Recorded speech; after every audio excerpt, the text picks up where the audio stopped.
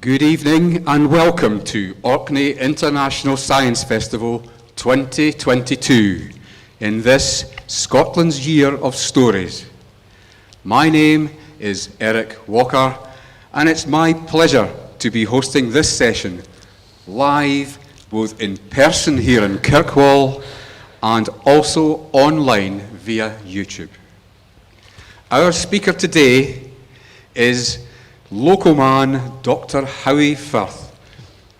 Most people here today will know that Howie has directed Orkney International Science Festival, one of the longest running anywhere outside Edinburgh since its foundation in 1991. Howie is a mathematical physicist by training. He has experience in teaching, broadcasting, writing and community development. Spare time interests include playing traditional music, including the Spoons, if you're ever fortunate to meet him in a Kirkwall bar. He took a break from physics to become a travelling teacher in the smaller island schools of his native Orkney, and an interest in community development took him into broadcasting and a pioneering new type of community radio station, BBC Radio Orkney. In 1989, the City of Edinburgh gave him the responsibility for creating the Science Festival format, which is now followed worldwide. He moved on to assist other areas, in particular Orkney, which has become known for the range and quality of its participants. Awards include an honorary degree from the Open University, an award from the Institute of Physics, and an MBE for services to popular science in the UK. He's lectured in 11 countries and written widely and has a particular interest in the history and philosophy of science. Now, today, Howie is going to tell us the tale of the Stronsay beast, a large globster that was washed up on the rocks in 1808. And if it was a basking shark, then it was 15 feet longer than anything that's ever been recorded. Archive documents suggest the story reached Lord Byron in Geneva in the gloom of 1816. Howie describes the implication of new developments for literature as well as science. Now, I want to encourage you, everyone watching, both here in the theatre and also online, to take part in this event, and ask you please to enter your comments and questions in YouTube's live chat or using our new slick Q&A system, Slido. Simply point your smartphone on the QR code that you can see on the screen and it will take you to the Q&A area, or you can visit www.slido.com and enter the code 3435541, and then you can easily enter your questions and comments. For those of you here in the theatre, we'll also be passing the microphone around. Craig will be getting his exercise running up and down these stairs, and in the old-fashioned way, you guys can submit your questions that way. So enough from me. Howie, over to you. Thank you very much indeed.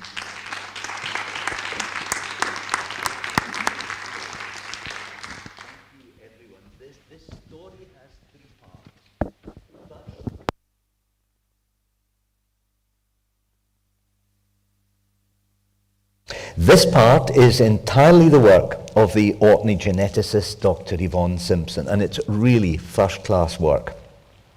The second part carries the story forward with a new development not publicly known until now. The third part looks at research in Canada which could shed light on some even stranger stories of sea monsters. But to our tale. This is the story that Yvonne built up from a range of archive sources. And we start on the 25th of September 1808. The national news is of wars against Napoleon. This is 3 years after Trafalgar and 7 years before Waterloo. It's been a very warm summer, with July temperatures in London reaching 35 degrees centigrade. But there's a cold winter ahead, as this is still the Little Ice Age, when rivers freeze. That change in 1808 from hot summer to cold winter could have meant severe autumn gales. And certainly on the 25th, by the 25th of September, one fierce gale has been blowing over Orkney. After the storm, a Stronsay farmer, John Peace, is out fishing, and here's the map. Here's the map of Stronsay. There's the island there. He's fishing down here, or you can see it down there. Near the foot of the cliffs of Rothiesholm, he sees activity of seabirds. And then the cause, a huge carcass draped over a rocky reef. He raises a flipper with his boat hook. He sees bristles fringing a fin, and he breaks some off. He decides to leave a closer look till it washes ashore. He's seen from the shore by another Stronsay farmer, George Shearer, and he also decides to wait. Sure enough, another fierce storm comes and takes the creature ashore.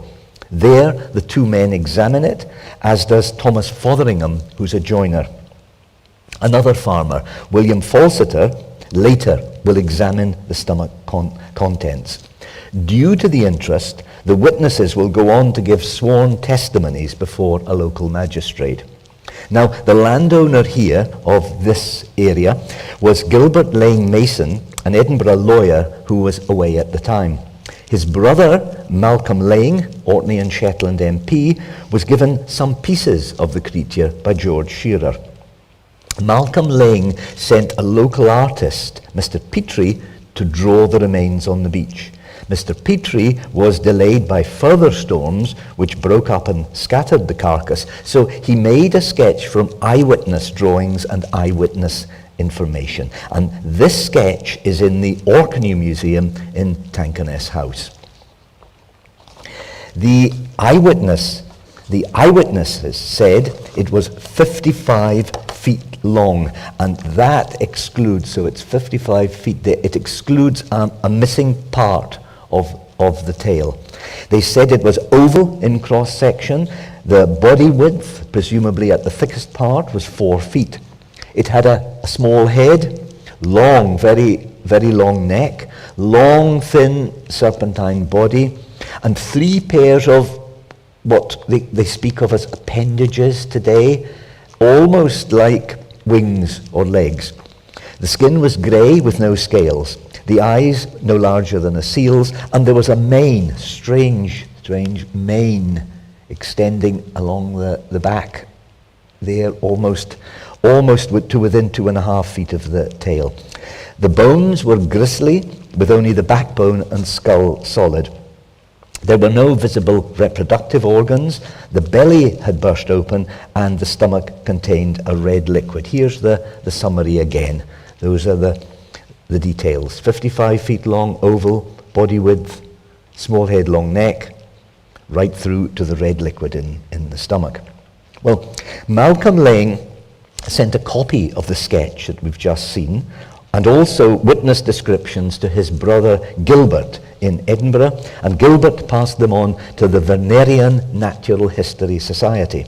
Now, the society had been formed at the start of that year by Professor Robert Jameson of Edinburgh University. He was a keen geologist whose fieldwork frequently took him to the Scottish Islands, including Orkney and Shetland.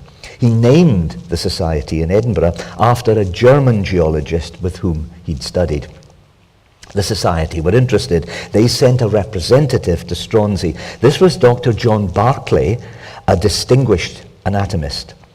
So distinguished, in fact, that among his subsequent pupils would be William Dick, who established the Dick Vet College in Edinburgh, and also Dr. Robert Knox, well known today for his association with the grave robbers Burke and Hare.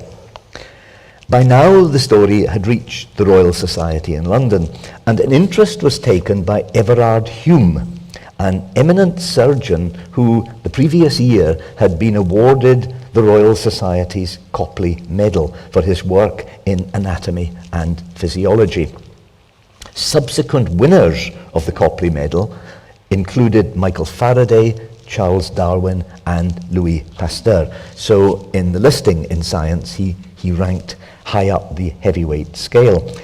He was interested in ancient creatures, interested in geology. 4 years later, he was the first person to describe the fossil sea creature at Lyme Regis in southern England, the creature that's now called an ichthyosaur. Well, although the sea had broken up the carcass, there were some remains to show visitors. John Peace and George Shearer had removed some of those bristles from the mane. They'd also removed some vertebrae and the skull. And the skull was examined by John Barclay from Edinburgh and Everard Hume from London. You can see what one of the vertebrae looked like, and it's really a rather nice drawing, isn't it? Really very, very fine detail. So there is the vertebrae. There's one of them there, and then you can see several of them there. You can get a closer look here at that drawing. And then on the right, you can see the skull, and there the skull is in more detail. Well, the experts from those two learned societies thought about it, and they proceeded to disagree comprehensively. First, in Edinburgh, Dr. Barclay reported this as the discovery of an entirely new species. The Vernerian Society's secretary, Patrick Neal, who 2 years previously had published a book about his tour of Orkney and Shetland, gave the creature a name. He called it Halsidrus pontopidini. It means Pontopidans, water snake of the sea. And the reason they used the name Pontoppidan was that was the name of a Norwegian bishop who gathered sea monster reports in the 18th century and also argued for the existence of the sea serpent, the kraken, and the mermaid. So hence he was honoured by being named by what appeared to be this discovery of a sea serpent. However, in London, Everard Hume went the other way completely. He even flatly denied the Stronsay men's sworn statement that the carcass had measured 55 feet, although they had seen him and testified to it, and they had measured it, and he hadn't. He decided a figure of 35 feet would be more realistic. 35 feet was more like the length of a basking shark, a subject on which he was an expert. And he developed a theory of the creature as a basking shark in a state of decay, a theory that we'll look at shortly. To decide what the creature may have been, Dr. Yvonne Simpson has analysed the clues and shown how possibilities can be ruled out. She's done it in a neat, logical, clear, systematic way. And she starts by noting, first, it didn't have bones. It had, quote, gristly bones, meaning a skeleton of cartilage. Well, that right away rules out all bony fish, reptiles, and mammals, including whales and seals. That means we have to rule out, for instance, an oarfish, like this one washed up in Bermuda in 1860, or this one from California in 1996. And you can see it's quite a length, although not as long, anywhere near still as long as the creature washed up in Stronsay.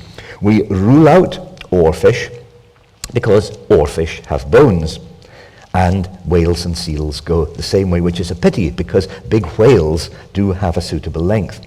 So we're now left with sharks, rays, chimera fish, and the unknown. Chimera fish are strange deep water creatures that seem to have branched off from the sharks and the rays almost 400 million years ago. But they, and the rays as well, are the wrong shape. So now, after just several steps, we're down to just the sharks. And this is where length is key. The Stronsay sea creature was 55 feet long. Only 2 shark species in the world come anywhere near this. One is the basking shark, which is seen around Orkney. The other is the whale shark, which is found in tropical waters. Now, if it comes to size, the whale shark is very big. And you can see the size because that there is 15 meters, which is around 49 feet. And you see it's still got quite a bit to go. So whale sharks certainly are good enough. The longest one, in fact, was almost 62 feet long. But, oh, by the way, you can see the diver there for the scale. But, and there's a picture of a whale shark, and you can see right away something that rules it out because it has characteristic markings. It has spots on the skin, very distinctive spots. None of the Stronsay witnesses mentioned seeing these. Also, it has quite a wide head, very wide head, and a mouth too wide for the Stronsay creature. Also, whale sharks are not found near Orkney's coast, although Yvonne notes that a local diver reported seeing a live one in 2012. And of course it is true that we sometimes do get visitors from tropical waters that are brought across here by the Gulf Stream. Nonetheless, whale sharks are not native or resident in Orkney waters. So now our options are really starting to narrow. And this is the basking shark. And you can see the size of it again. There's two divers there. It's a filter feeder. It's quite a remarkable mouth, and it needs to because it's a very big shark. And it filters. It actually exists out of all the small plankton, krill, so on, that it gets. And when they end up in its stomach does contain red liquid from that krill content. And you remember we heard about the red liquid in the stomach. But the neck, you can see the size of it. It looks a very solid body. It doesn't have a long, thin neck as the monsters have. However, this is where Everard Hume's theory of a decaying body would come in, and we can see from this diagram how his theory would work. Here we have the creature here, and what happens with the basking shark, it's got a large gill apparatus, and when it decays, the gill apparatus rots away, and that does need a reasonably long anyway, thin neck. Then there are these pectoral fins, and they can look a bit like flippers. They decay.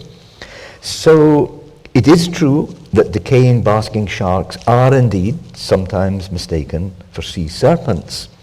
There is, however, the problem of what about the mane? There ought to be a mane there. Well, the only hairy creatures are mammals, and a shark is not a mammal, but decayed muscle fibre can look like a hairy mane. Also, a shark's spine only extends into the top lobe of the tail, so when the bottom lobe of the tail rots away, it does give the impression of a long, thin tail. So the theory of a decaying basking shark is really that a number of bits and pieces rot away, leaving a kind of thin, longer, essential part. The theory of a decaying basking shark would explain the three sets of leg-like appendages, because the idea would be that here's the pectoral fins, the first pair near the head, then you have the pelvic fins, and right behind them, if it's a male shark, are organs called claspers used during reproduction. And it is true that claspers have been mistaken for legs before in decaying sharks. But as you see from that, the spacing doesn't look the same as in Mr. Petrie's diagram, and if we compare them, you see it really, considering that Mr. Petrie was a trained artist, and considering that the Stronsay men drew sketches for him, gave him information, is really still quite a long way, a lot of difference between that and that. And you can see the appendages, how they're evenly spaced out compared. You can see how the claspers are there behind the pelvic fins. There's quite a bit of difference between the two diagrams, and also there's the question of the amount of decay.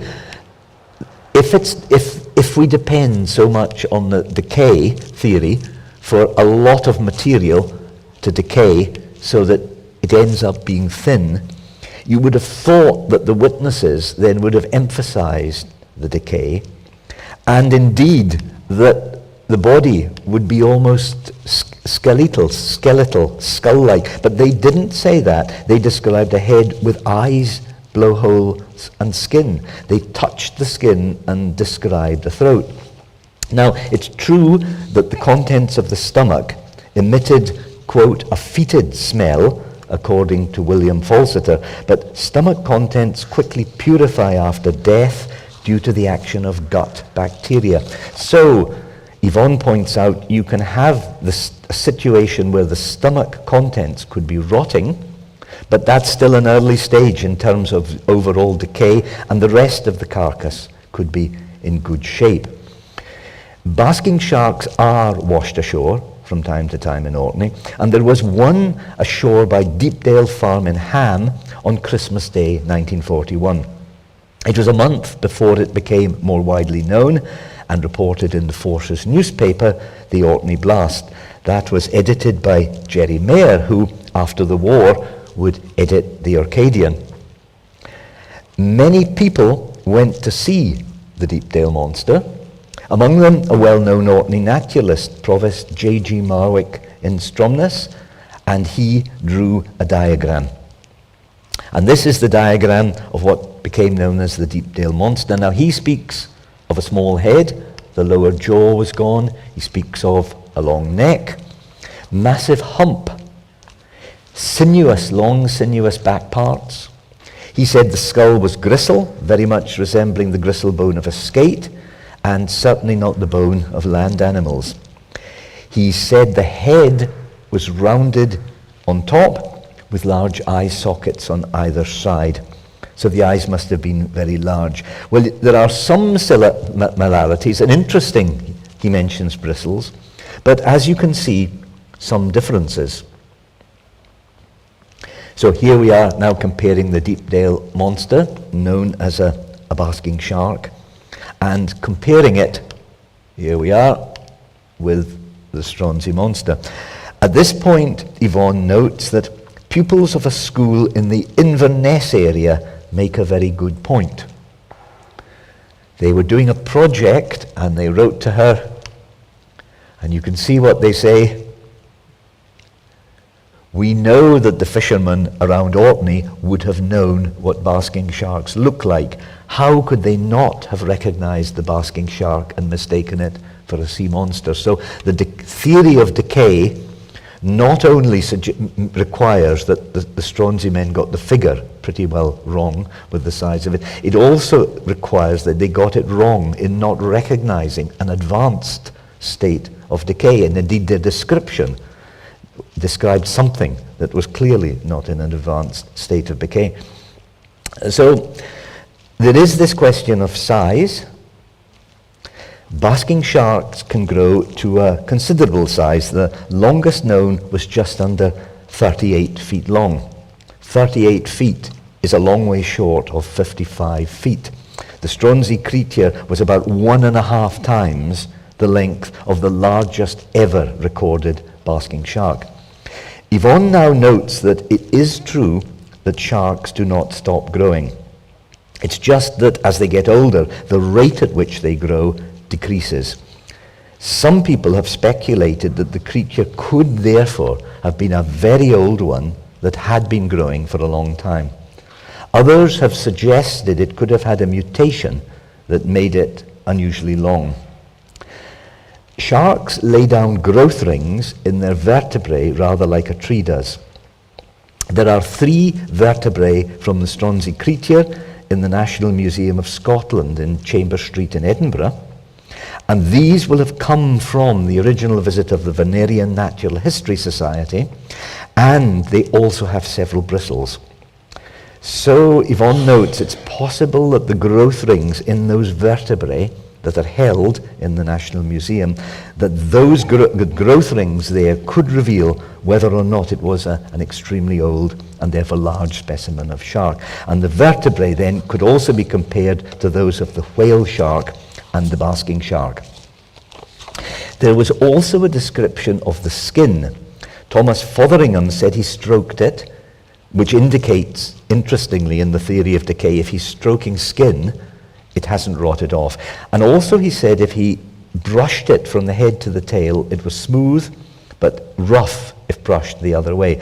Shark skin is covered in tiny tooth-like scales called denticles, and this is an image from an electron microscope. There's quite a bit of magnification that you can see the structure of shark skin. Now these denticles are interesting.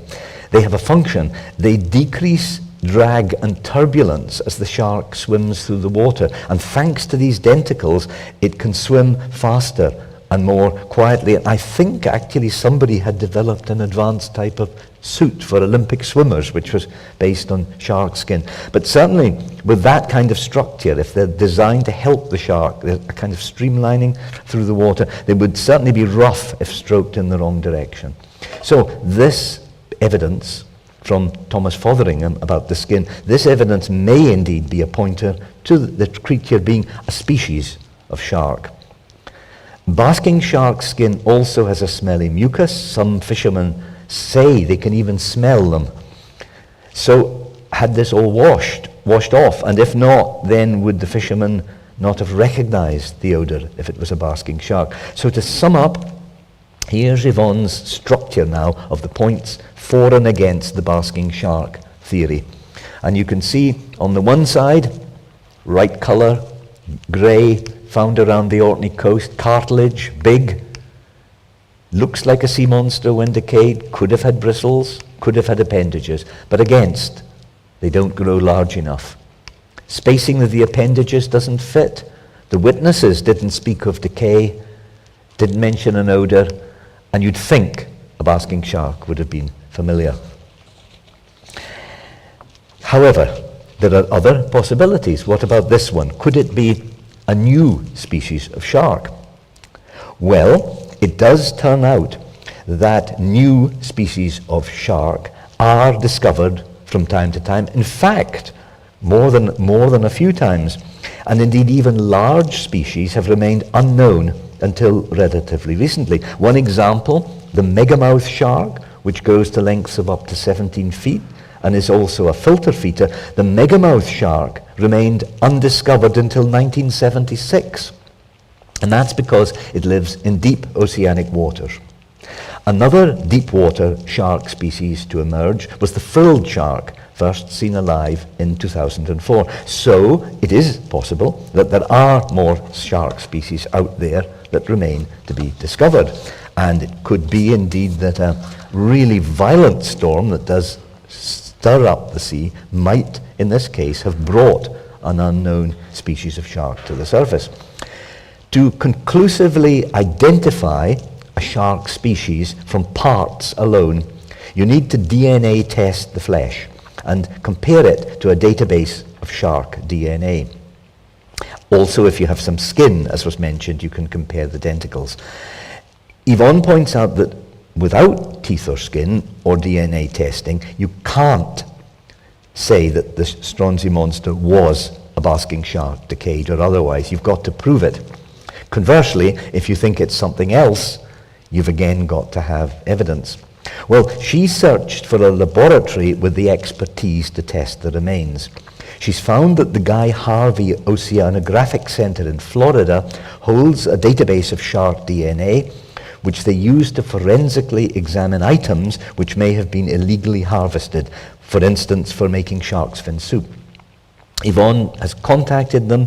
The head of the laboratory says he'd be happy to test a sample. Well, that makes us think of the vertebrae in the National Museum in Chambers Street. But DNA analysis would not be possible with these, since the chemical preservatives for storage destroy DNA. But there are also bristles there in Chambers Street. So this could be one opportunity for the future. And then out of the blue, a second one has come. It came, in fact, in 2008. A new development and a new potential connection. Yvonne described her research on a website which was seen by Dr. Stephen Potts.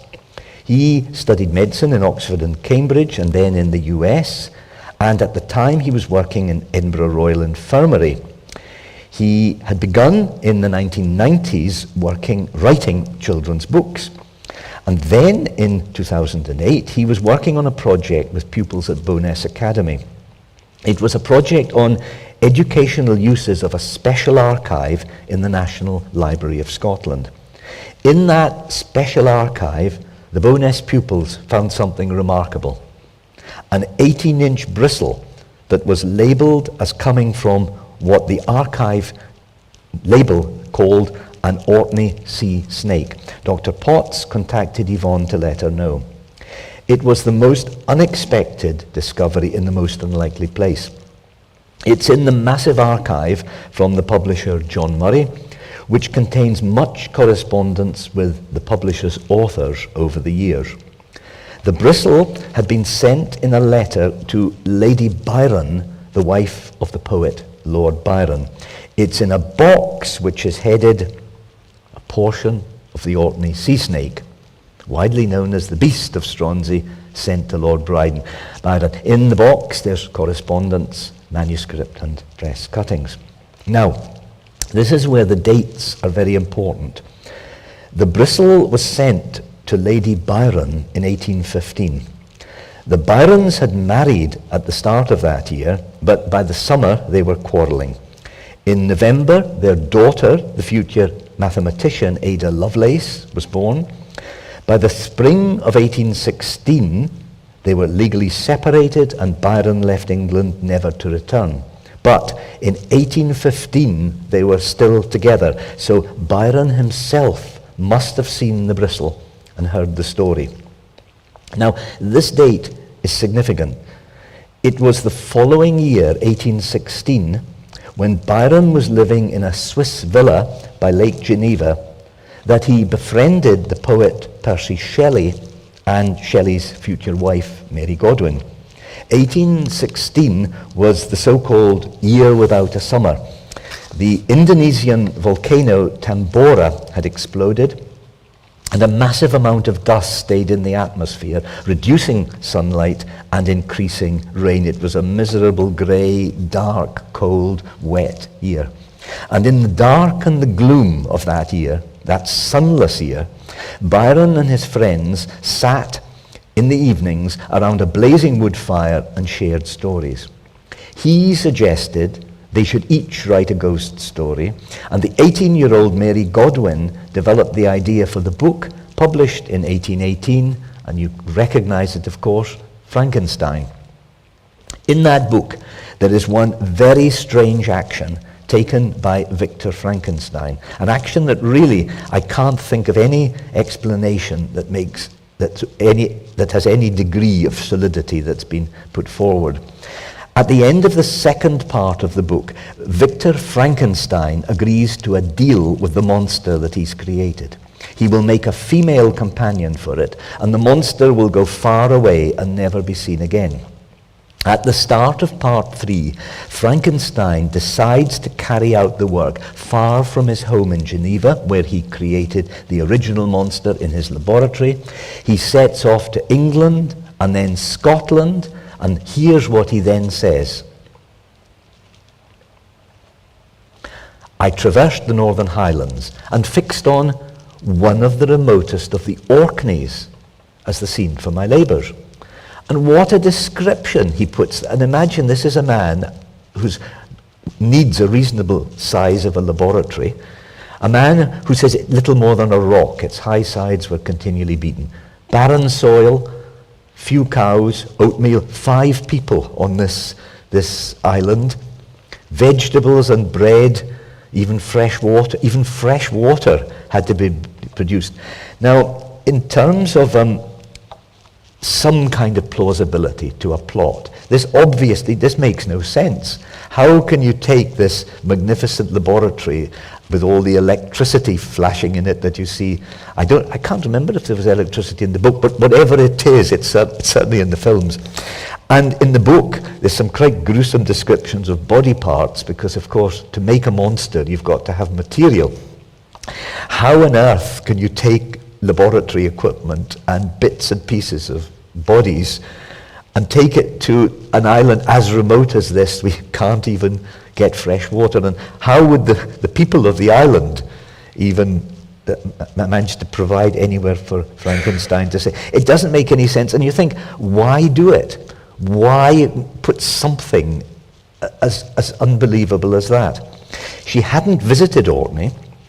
Orkney, in fact, only started to become known in literature with Sir Walter Scott's novel, The Pirate, in 1821. This is 1818, still 3 years ahead of that. Well, the standard explanation, the easy explanation, is that Frankenstein wants somewhere really remote, and the Western Isles were better known in books, so Orkney was preferable. But if that's the argument, if he absolutely wants total remoteness, why Orkney rather than Shetland?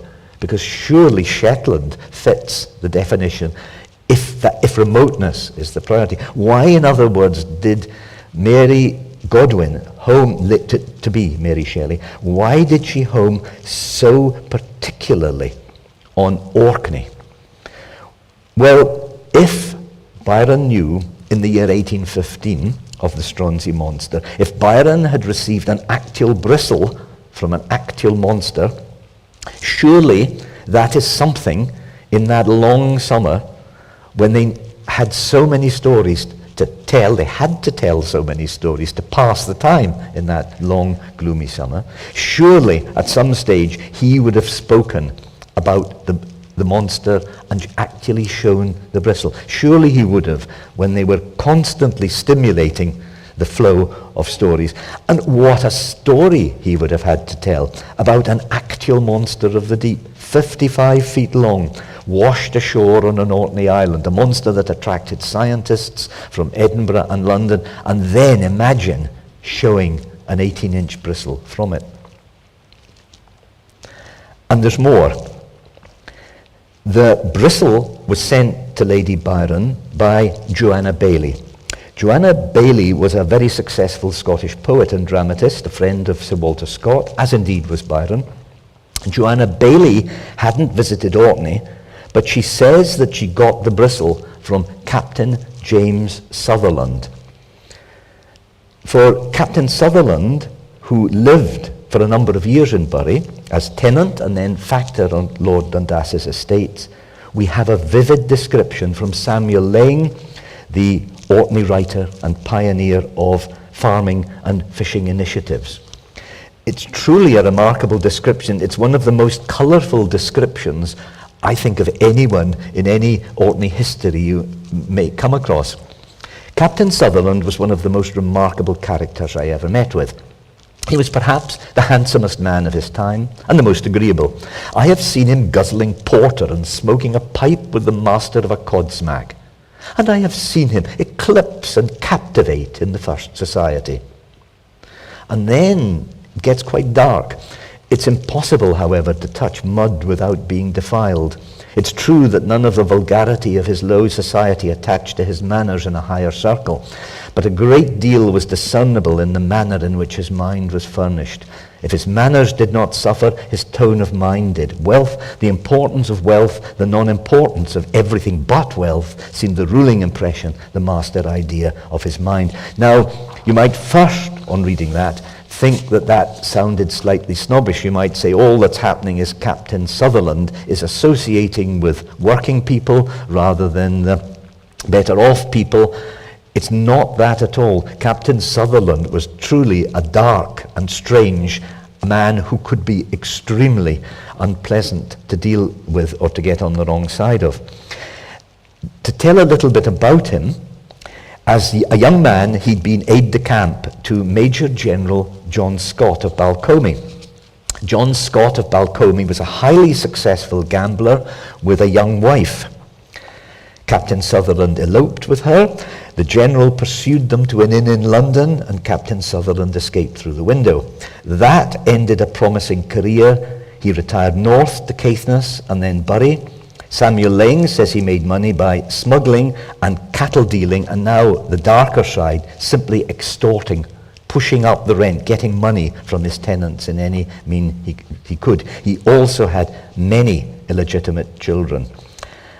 How did Joanna Baillie, an elegant lady in Edinburgh society, how did she know somebody like this strange and rather dark man?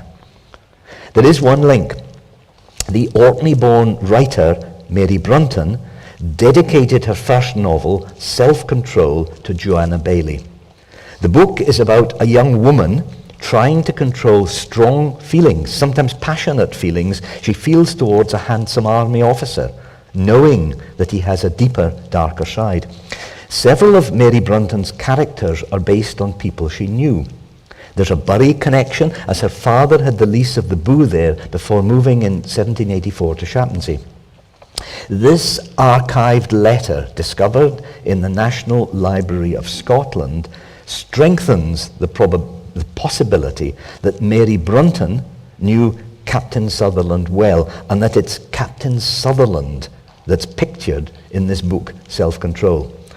And there's something familiar about that picture of a charming and handsome man with the glamour of an army background, who under the surface is looking for money. A handsome man who elopes with a young woman and is pursued to an inn. When Mary Brunton's book was published in 1811, a young writer in England was correcting proofs for her own novel and writing to her sister to say she was trying to get a copy of Mary Brunton's book. She said she always feared finding her own story and characters forestalled. 2 years later, the young writer in England said she was looking over the book again and she didn't like the improbable ending. And late in 1814, she declared, half humorously, that she would improve upon it. So I wonder, could there be a little of Captain Sutherland in the character of Mr. Wickham? But now we're going to look at another type of monster for this final part, because in this third part of the story, we go into even stranger areas. Other sea monsters have been sighted in Orkney waters and alive, and one was seen from this boat. Bill Hutchison of Vors Head in Burston Road was aboard this boat with his father and brother one August day in 1910. They were near the head of work in the Bay of Meal. And there you can see at the top left the head of work, and then you can see the Bay of Meal. And this was drawn by Bill Hutchison. They saw whales jumping out of the sea as if to escape something. Then a long neck emerged from the water about 18 feet long. And this is how he drew it. Fairly biggish head, long neck. It stayed there for around 5 minutes. And 3 witnesses on a nearby sailing boat confirmed this. You can hear the account that Ernest Marwick recorded many years later in the Orkney Sound archive. And if we look further on the map to Inverness Bay, here's where 2 members of the Voy family saw something as children, again with a long neck rising out of the sea. This is the area. They're down at Inverness Bay, notice, really quite close. When they got home, their parents didn't believe them, particularly because they mentioned a sudden shower of rain. The parents said right away, that's nonsense, the day at home had stayed dry. But their parents were then surprised when a neighbour said he too had seen that sudden and highly localised shower of rain. Now, this story is particularly strange because it's hard to think of a living sea monster. They said it was big, and again a long neck. Came close. They said it came close to them on the shore. Hard to think of a big creature coming as close as that. But the sudden and very localized shower of rain may be a clue to something stranger. It turns out that around the world there are accounts of sightings of various kinds of water monster and also strange creatures on land such as mysterious black dogs. Now this is people collect these over the years, but there are many, many, many sightings. Some people studying the data have noted that some of these creatures, and black dogs is one example, often appear before storms or during thunderstorms. Here's a report on an American one, the Black River Monster. And they specifically say, seen 3 times in the past 10 years, always when there was an electrical storm in progress. Some people have also noticed that there seems to be these strange appearances sometimes happen in the vicinity of microwave towers or electrical generation stations. A remarkable theory has been developed in recent years by this man, the late Professor Michael Persinger of Laurentian University in Canada. He suggested that our brains can be affected by intense electrical fields that can be built up in the world around us by accumulative geological stress. The rocks build up, pressures, tensions, strain in the Earth's crust, the kind of strain that can lead to earthquakes, for example. Our brains, he said, get influenced by these fields, and our brains try to interpret the effect of the field. Instead of seeing something like a luminous blob, we project a shape onto it, drawing on material in our brain. It's like a kind of waking nightmare. He and his team actually carried out experiments. He had a colleague, Stanley Coren, who developed a helmet which applied very powerful magnetic fields close to the brain. Professor Persinger published various books which are now out of print and extremely difficult to obtain. This one is obtainable for something like £400. This is the rate. It's quite strange that nobody reprints a book, that clearly there is a demand. Well, I'm only summarizing this very briefly, and of course I have to say that some people have criticized his work. It's certainly not mainstream. Other people are just nervous about getting too close to areas like this because it can draw them into UFOs, religious experiences. On the other hand, you could say that, well, maybe his theory opens the way for a rational scientific approach into territory that at the moment consists just of many strange stories. But if Professor Persinger's ideas have a foundation, if people can work on them and take them further, they might explain some of the more bizarre sightings of sea monsters in Orkney and elsewhere, the really bizarre ones that seem to be beyond anything we could imagine in the natural world, in the depths of the sea. On the other hand, with the Stronsay monster, we have actual body parts which may be able, with careful testing, to provide clues as to whether it was a decaying, basking shark or something stranger, and thereby resolve a 200-year-old mystery. Thank you.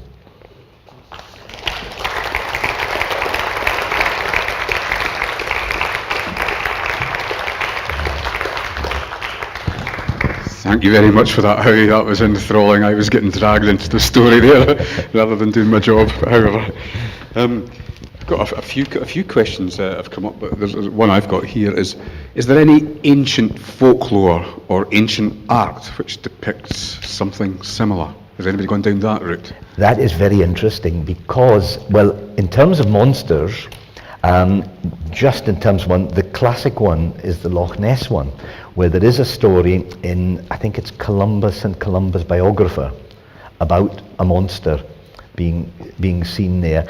In terms of, there are older stories. Ernest Marwick, in his book of Orkney folklore, quotes the example of a Shetland fishing boat, the Bertie it was called, in 1832, was out at sea, and a creature with 3 humps actually chased the boat, and they reckoned it was 150 feet long. So there are accounts. There's another account from I think it's about 1900. A man, Alec Groundwater, I think Ernest Marwick recorded it. I mean, there are various sightings. I think this was one in Scapa Flow. There are over the years certainly a number of accounts of monsters. Okay. If you've got a question to ask, could you put your hand up? And there's one right in front of you, Craig. That's a very handy one, and we'll get to you. Okay, so we'll. Is that working? Yeah, it's just there's a microphone behind you. Oh, I was just thinking, could it have been something that was buried and modified the way that the bone felt, and then sediment eroded and it came back out, or is that totally not? In peat or something like that would preserve skin? Well, it's interesting. I guess others would know better than me, but that area, I would have thought, where the rocks are at the foot of that cliff there, it looks like fairly hard rocks that have been there a while. There's two good people from Stronsay in the audience who know better than me about that area. Would that have been an area that's had much erosion over the years, or it just looks to me, I've never been down to the base, I've just looked at it from the top.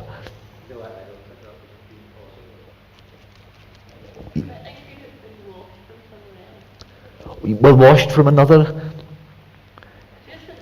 Yeah.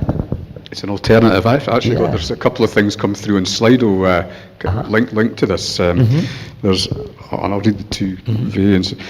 Are we 100% sure about the description of the cartilage-like bones, or would bones soften or disappear due to decomposition? And the other one is, could the creature have been deformed or genetically different in some way, in that the bones didn't form properly, and therefore maybe was an oarfish after all, or related to it? That's interesting. This is where somebody really specialized on animal physiology would be so good. I think one thing I would say about this, I think that the eyewitness descriptions are absolutely 100% to be relied on in detail, simply because people just do not make up things, and especially when you swear a statement, to a local magistrate. I mean, it's just pointless to make up a story. So, I think the actual descriptions are really important. And sometimes in science, one can go off a little bit of a tangent. In science, the argument is, we must have it in front of us. We must have it measured in the laboratory. Well, in the actual world, people live or die according to evidence in a law court, and that evidence relies on maybe one or two sworn statements, and you question, but you look at the character of the witness, and if the character of the witness is solid and the witness attests something and it's questioned and it stands up, I think it has to be given very high credibility. Yeah, there's a question kind of related to this. Is what different occupations of people were involved in the whole investigation, the backgrounds of people, because you've described quite a few already in your story. Yeah, well, you see, it's interesting that one of the Stronsay men was a joiner. They record it as carpenter, but this is somebody whose work is involved in measuring, so, and then the anatomists, I mean, of course, both Dr. Barclay and Everard Hume were people at the top level in anatomy. Okay, is there a question over there, Craig? It's on. Yes, that was a really fascinating talk, Howie, but two questions. First of all, you do know Ivan T. Sanderson is not a source for anything. He was simply a cryptozoologist who was very unreliable, in my recollection anyway. Oh, yeah. The other thing, if it's the same guy I'm thinking about, the other thing is that a question, if these vertebrae still exist in the Natural History Museum, from the drawings that were shown there, it seems to me that a competent zoologist, which I am not, although I trained to be one, You did, of course. could yeah. more or less identify the species, or at least the genus of what you're looking at, simply from the bones, because the vertebrae of a basking shark or cartilaginous vertebrae are pretty distinctive. Yeah. Yes, it's interesting. I think that was a point that Yvonne made about the growth rings, for example, the vertebrae. But that first one, Ken, I wasn't sure. Alexander Sanderson, where does he come in? You had a quote, this is a passing point, but you have a quote about river monsters from Ivan T. Sanderson. Oh, yes, sure, that one. Yeah, I was just, but it is interesting about these, it does appear that there is a pattern. I agree with that one, but there is a pattern in which monsters do, that it does seem to be a correlation between thunderstorms and intense electrical activity and appearances of something that does appear. And the key one, I mentioned that just really as something that's a little bit anecdotal, but the key area is the work that Michael Persinger did. That's the key area, and this was the sort of thing he looked at. Yeah. Was there a lot of publication of the Stronsay monster around the UK? I mean, I can imagine a tale like this selling copy. Yeah. You know, clickbait is... It's the interesting thing. It did reach the national press. It was quite a thing, you know, and that's why the experts especially came up to see it. How did the public react to it? Were there any letters or was there any records of how the public reacted to it? You know, like how the Loch Ness Monster took off, very marketable as well. But well, and I think I guess they were fairly well-connected people, like the Lang family. You know, it definitely, it did seem to touch a chord. Where did the skull or the skeleton, where is it today? The skull went to I think it was the British Museum in London, but it was lost in the Blitz. And that would have been so good. But the vertebrae are there, and it's a good point that Ken makes about the study. And that's what Yvonne actually says the same about the study of the vertebrae. But I think the bristles really are the key, because the bristles could be DNA tested, and there is that specialist laboratory of shark DNA.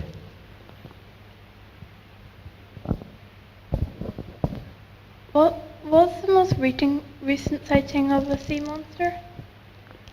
Oh, I didn't hear that, could you? What's the most recent sighting of a sea monster?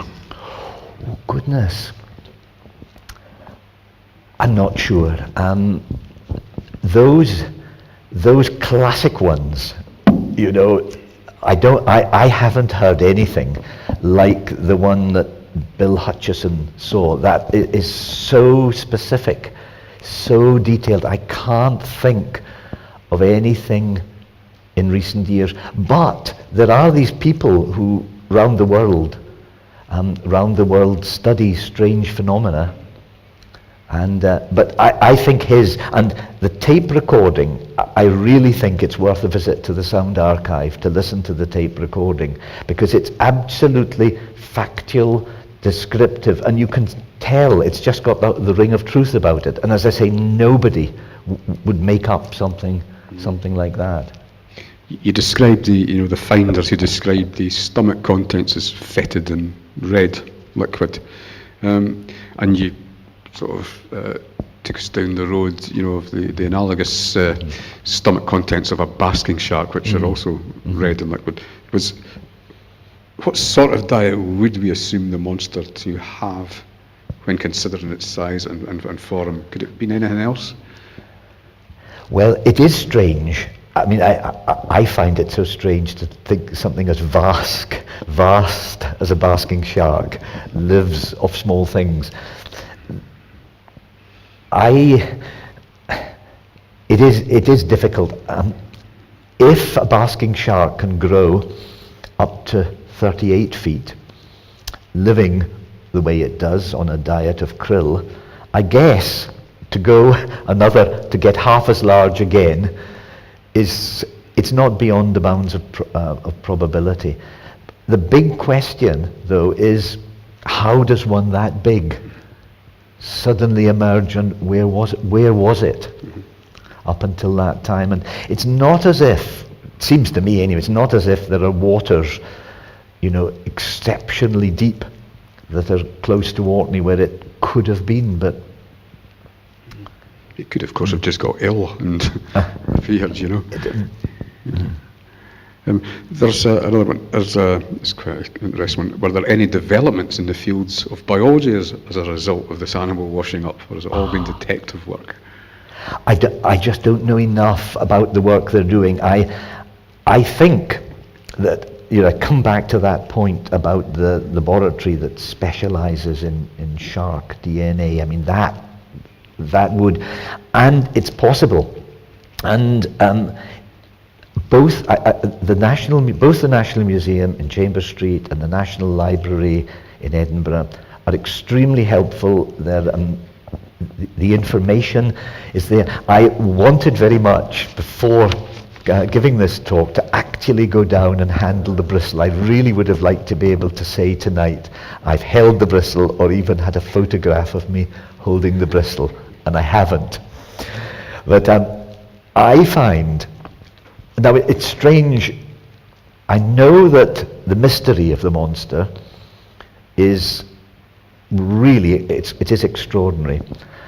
I find the ideas of Michael Pershinger quite remarkable, and this is about these stranger kind of creatures and the possibility that electric or magnetic fields can affect our perception. I find that absolutely fascinating, and I've even been thinking it would be worth buying a copy of his book, and I think I'll have to do a lot of saving, but I just think his work's remarkable, and I'd like to find out more. Strangely, it seems to have gone quite quiet after. There doesn't appear to be anyone, as far as I know, carrying on his work, but I do find that. And after all, let's take one example. If he's right that accumulating geological stresses create some disturbances, electric or magnetic disturbances, and those disturbances produce, in certain conditions, this kind of hallucinatory effects, could that actually explain the Loch Ness Monster sightings? Because the Loch Ness Monster doesn't figure. People have studied, when you were asking the question about food, people have studied this and simply said there isn't enough food in Loch Ness for a giant creature. But could it be that the geological situation where Loch Ness does have, there maybe are some anomalous electric or magnetic effects at certain times, and could that be an explanation? Because one of the things that's said about the monster in Loch Ness is that the people who've seen it, some of the early people who've seen it, are very, very credible. But that would depend on much research, and I'm really only giving this as a pointer. Mm-hmm. Do you have any other questions from the audience? Well, I'm going to end with one final question. It's the $64,000 question, Howie. Mm-hmm. What's your personal take on the monster? I think there's these two different types, two different situations. I think this one, I would simply say the DNA test would do it. I think the test will show one way or the other. So I wouldn't venture to predict or feel about it. My intuition is that these other, weirder, stranger monsters with the long neck might be this area of research about the brain and electricity and magnetism. That's probably because I'm coming from a background of physics rather than a background of biology, and I feel more at home if it's research into physics. But my feeling is that the DNA people will solve this, but that the other area might be one that opens up in kind of strange ways. I love a scientist talking about feeling as part of his brain. It's great. Anyway, Howie, thank you so much for that fascinating and thought-provoking talk, because that's what you intended, I'm sure. And can I thank the audience here for their questions, and the audience online. I got lots of questions came in there through the Slido, so thank you very much for that. Can we thank Howie in the usual way, please? Yeah.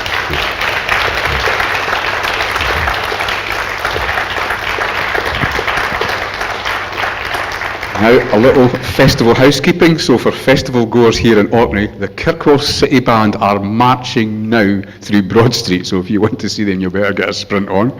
It's the last time parading this season. For details and links of tonight's online events, go onto your programme. We have a very interesting one tonight about the sweet sounds of the synthesizer, which is featuring North of Scotland synthesizer players, both or several of whom I know personally. That starts at 9 p.m. Here in Kirkwall, at 8 p.m. in the Orkney Club, Neil Price is going to tell us a twisted tale of family and disputes. Do come up to that one. You can get a chance to meet the festival team in there, and if you so desire, you can buy us a pint or two, and we certainly wouldn't turn those down. But once again, Howie, thank you very much for that. And can I thank the tech team and the theatre team up in the box who are waving to us now. They do an absolutely fantastic job. So, for now and until the next time, goodbye and thanks.